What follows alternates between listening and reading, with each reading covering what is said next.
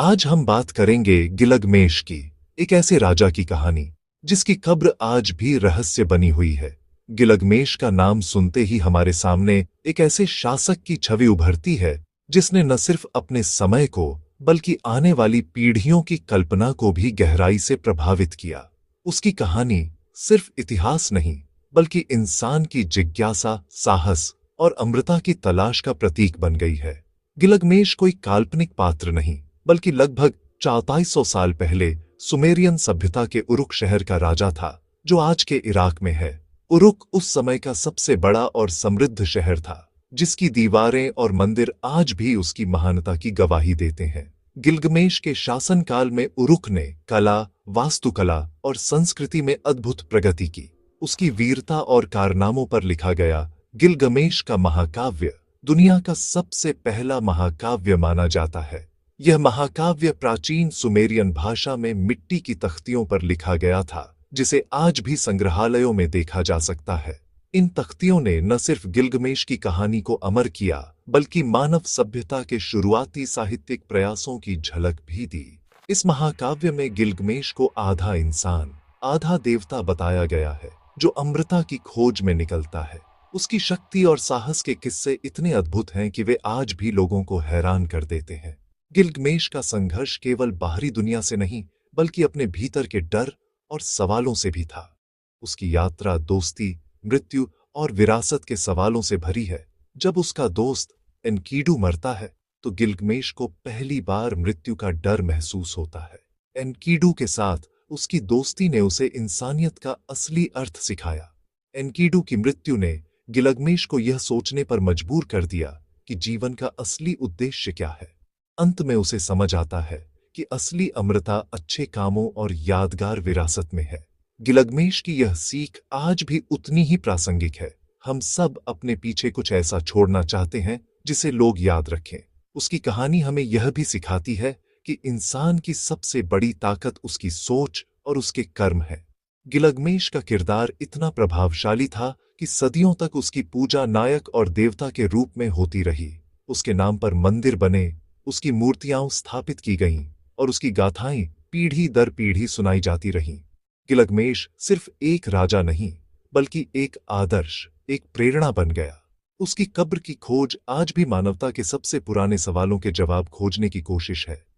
क्या हम कभी उस महान राजा के अंतिम विश्राम स्थल को ढूंढ पाएंगे?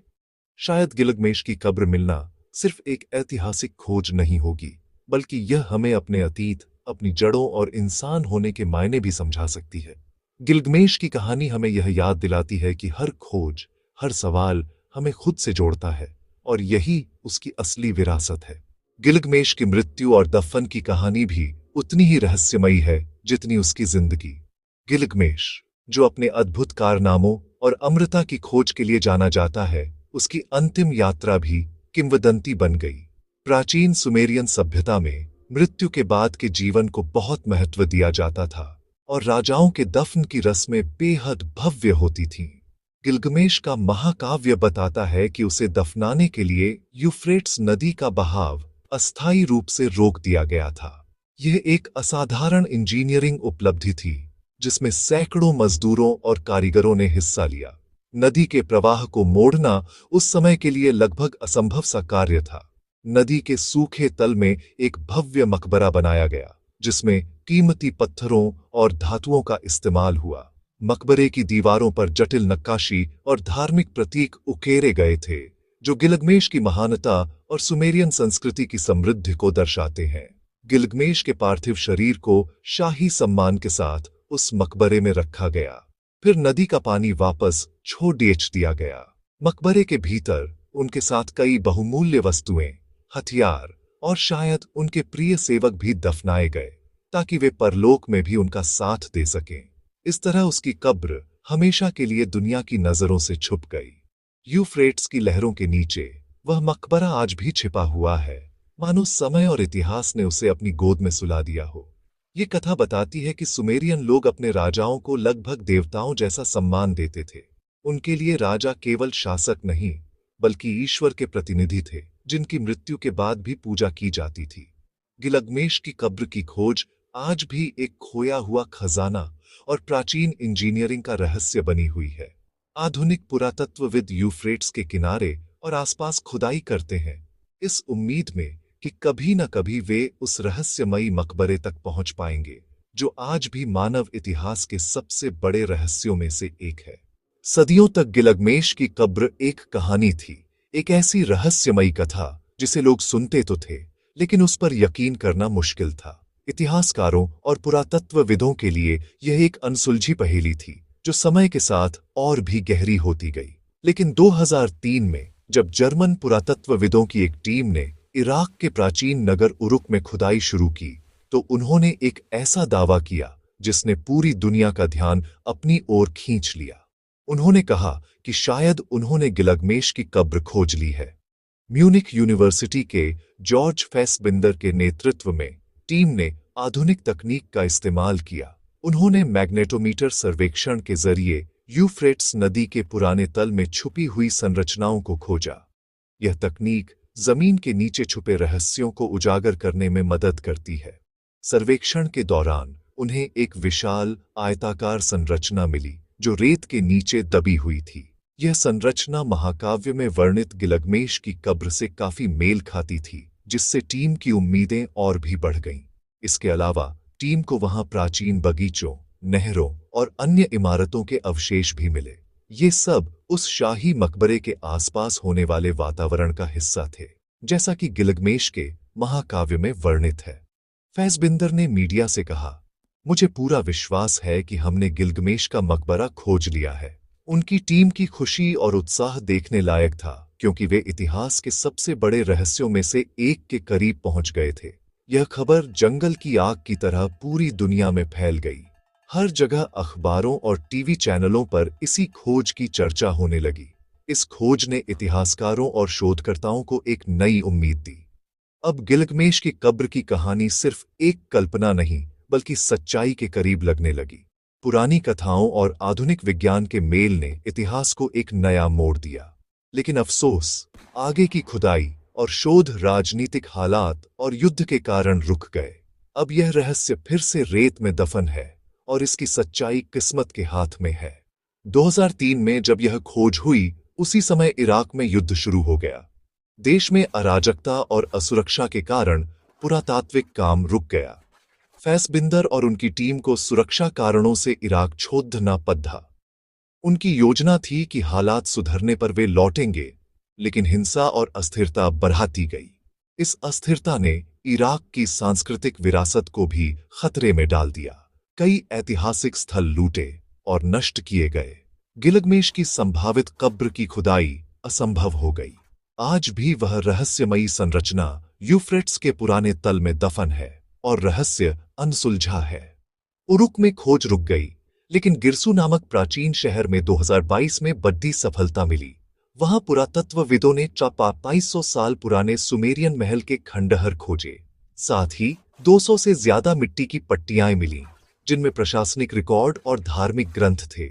सबसे खास, महल परिसर में एक छोटा पूजा स्थल मिला, जो शायद गिलगमेश को समर्पित था। इससे साबित होता है कि गिलगमेश सिर्फ पौराणिक पात्र नहीं, बल्कि ऐतिहासिक व्यक्ति था। उसकी प्रसिद्धि पूरे सुमेरियन साम्राज्य में फैली थी।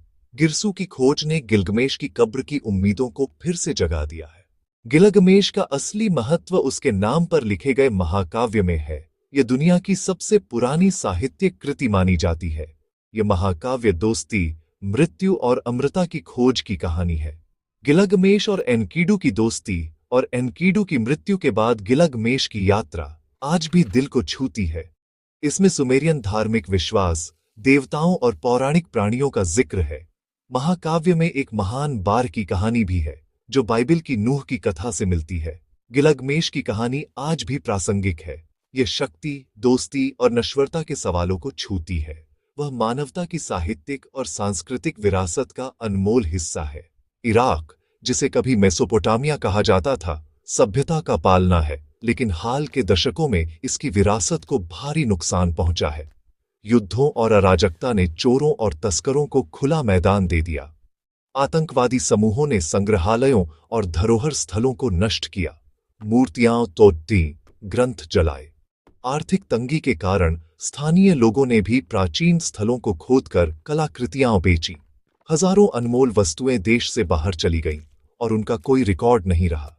जब कोई वस्तु अवैध रूप से हटाई जाती है तो उसका ऐतिहासिक महत्व हमेशा के लिए खो जाता है।